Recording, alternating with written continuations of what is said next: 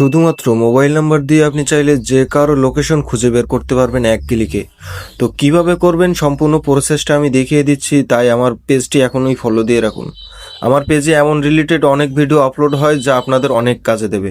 তো চলুন ভিডিওটি শুরু করা যাক। আপনাদের মোবাইল থেকে প্লে স্টোরটি ওপেন করবেন। ওপেন করে এসে এখানে সার্চ বক্সে লিখবেন নাম্বার ট্র্যাকার অ্যান্ড লোকেশন। আমি ডিসপ্লের উপরে লিখে দিচ্ছি, আপনারা সেম লিখে নেবেন। লিখে নিয়ে সার্চ দিবেন।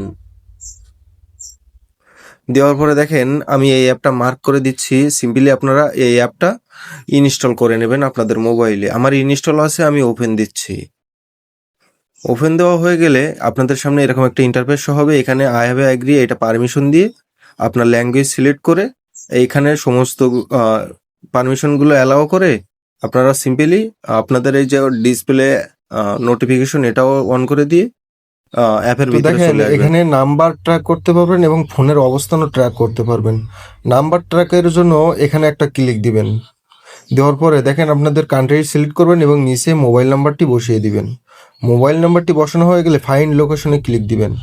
দেওয়ার পরে ওই ব্যক্তি কোথায় আছে আপনি এক ক্লিকে দেখে নিতে পারবেন।